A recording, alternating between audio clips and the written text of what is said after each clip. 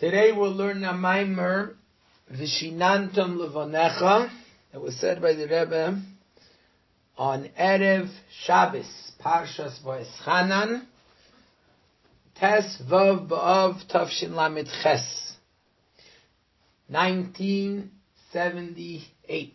The Maimer talks about the Parsha of Veshinantom as well as the idea of the 15th of Av. We're going to do it in Mitzvah Hashem in one time. So we'll do just the points of the Maimer rather than going more in depth. And we'll send with the text of the Maimer so everyone can learn the Maimer on their own as well. The first thing the Rebbe speaks about in the Maimer is the Pasuk Veshinantom Levonecha v'dibarta bam, which is in Parshas Veshinantom, in the first Parsha of Kriyas Shema, where in Parshas Eikev there's the second Parsha of Kriyas Shema. In the first Parsha of Shema, the Torah says, Veshinantom Levonecha, you should teach the words of Torah to your children. And as Rashi says, Bonecha elu ha-talmidim, your children refers to the talmidim, to your students. And you should speak in these words of Torah at all times. Then the Torah continues with Ukshartam la'ois al yodecha v'hayu l'teitafeiz beinenecha, which is the mitzvah of tefillin. The mitzvah of tefillin, we know that the Gemara says, Fuksha kol ha-Torah kula l'tefillin. The entire Torah, meaning all the mitzvahs of the Torah, are all compared and equal to tefillin. So tefillin includes all the mitzvahs. And so here we see in this parsha two concepts. First, we talk about Veshinantom Levonecha, teaching the Torah to your students. Not just teaching it, but like Rashi says, Veshinantom, the word Veshinantom comes from the word Shinun, which means chidud, sharp. When you learn Torah, it has to be sharp in your mouth. When a person asks you a question, don't stutter. Don't take your time. Answer right away and answer sharply, that you should know what you're talking about. And then the Torah continues with the mitzvahs, with the mitzvah of tefillin, which is all the mitzvahs. And so the Rebbe says there's 2 points over here. Point number 1 is the fact that we see that first we talk about Torah, teaching Torah, and then we talk about the mitzvahs. And the second point is the fact that when we talk about the Torah, we're talking about the highest manner of learning Torah in a way that the person is sharp in the ideas of Torah and he knows them very well. In the second parsha of Shema, which is V'hayom Shemaya, which is in this week's parsha and Parshas Eikev, over there the Torah first says, Ukshartem oisam la'ois al yadchem v'hayu l'toitafeis beineinechem. First, the Torah talks about the mitzvah of tefillin, which is the klal, the general idea of all the mitzvahs. And only then does the Torah say, "Ulemadatem oisam es b'neichem ledaber bam." You should teach it to your children. So first mitzvahs, then Torah. In Parshas Shema, it's first Torah, then mitzvahs, and in Parshas Vayim Shemaya, it's first mitzvahs, then Torah. And as well as the Torah that we talk about, it's not just Veshinantom Levonecha.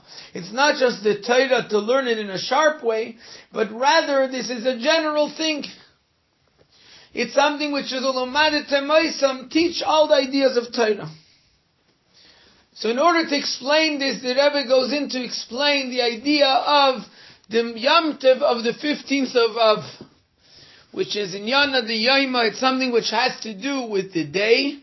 And the Maimer was said on Thursday night, the 15th of Av, and now we're also in the 15th of Av. The Mishnah tells us, there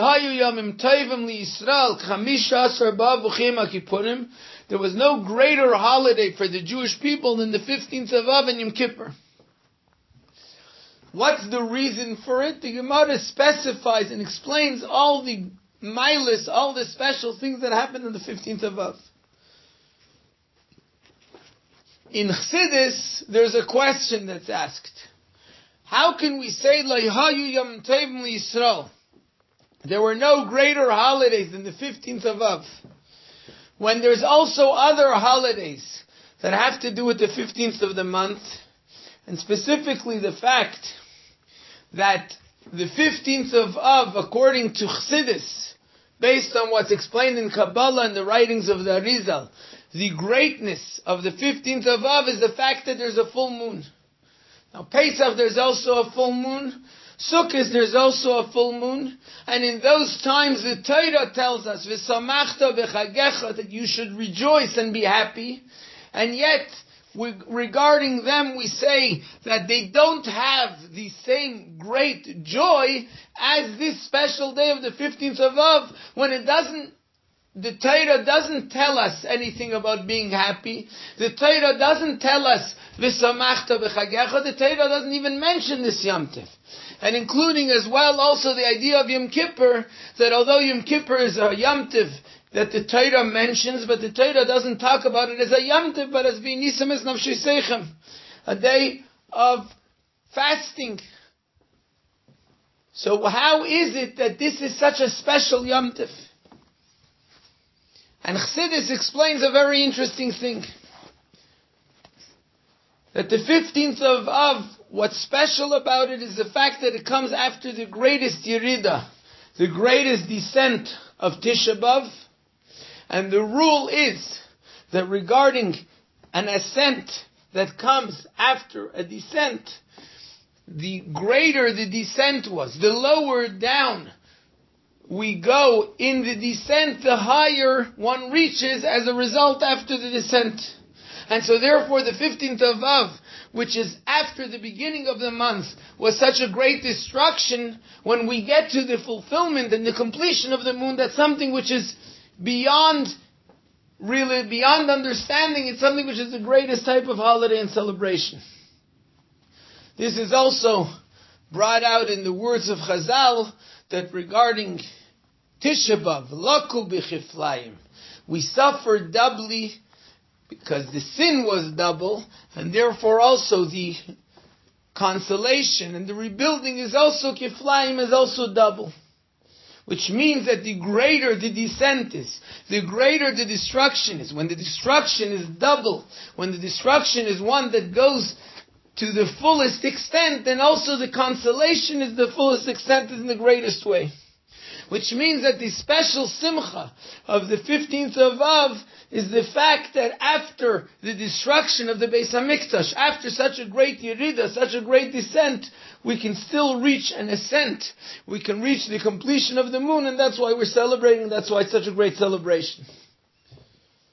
Chassidus continues to explain that although, in a sense, Pesach is also something that comes after a descent, there was Galus, there was the Galus of Mitzrayim, but Pesach is not really a continuation to the Galus of Mitzrayim, to the fact that the Jewish people were in Mitzrayim, because on Pesach, it came from above that Hashem took us out.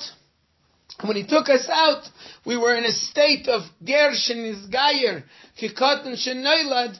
We were like new people. We were on the level of tzaddikim. It wasn't a continuation to the descent.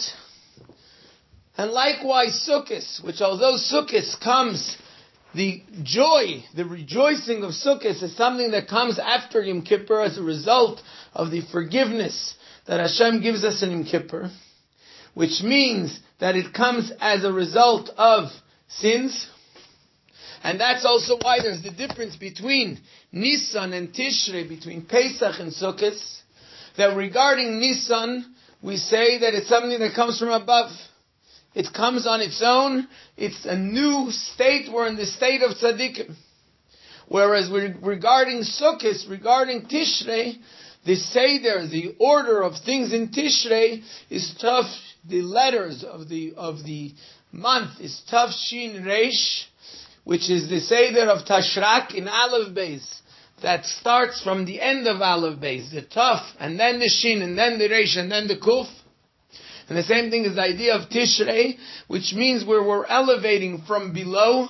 There were sins, there were things that we did wrong. We went to a state of descent, of going below, and we elevate ourselves. So that's the idea of different than Nisan. And that's also why we say that Le'hayam Tevim L'Yisrael Kechamisha Asar B'Av. And we talk also about Yom Kippur, because it's the forgiveness of sins, and the completion of that is on Sukkot. But nevertheless, there's still a difference between the ascent that comes in Tishrei and the one that comes after Tisha B'Av. And the reason is, we see it with the fact that Tishrei is not a one-moment thing. It takes an entire preparation of the month of Elul. In the month of Elul, we say, Ubachsa Savia Vesima Yerach Yamim, where it says in the Torah, when it's talking about a Eishes Yefas Tayar, which in Chassidus it explains, it refers to the Neshama, the beautiful woman who's the Neshama, that it wants to return to its Father in heaven. And in order to do that, there has to be a preparation, a complete month of crying for its distance from its father and mother, meaning from its source with Hashem. And only then, after an entire month of Elul, then there's Rosh Hashanah and there's Yom Kippur and the forgiveness. And then it comes to Shmini Atzeres, where there's the oneness between Hashem and the Jewish people. But it's not something that comes in one moment. Which the fact that it doesn't come in one moment shows that it's not a Yerida and then an Aliyah that comes right away. There's the Yerida, the descent, which is one thing, which that's the Avedas and the things that are done. And then there's a gradual process, step by step, of the month of Elul, the month of Tishrei, until finally there's the completion of the connection. So you can't take one day and say one day is a great rejoicing and a great festival, because it doesn't happen in one moment. It's not a total turnaround, it's a gradual turnaround. Whereas regarding Tisha B'Av, we say that the moment of the Churban, the moment of the destruction of the Beis HaMikdash, there was immediately the birth of Mashiach. The coming of redemption into the world happened that moment itself on Tisha B'Av, immediately after the destruction.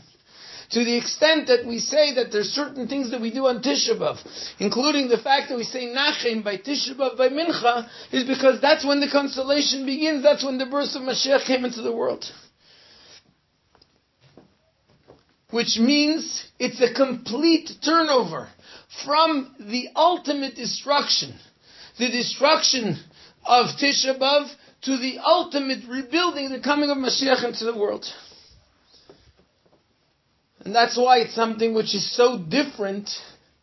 That's why the 15th of Av, which shows on the completion of the revelation of Tisha B'Av, which in fact all the things that happened on the 15th of Av are really things that happened on Tisha B'Av. They became revealed on the 15th of Av. 15th of Av reveals the total turnaround from the destruction to the rebuilding.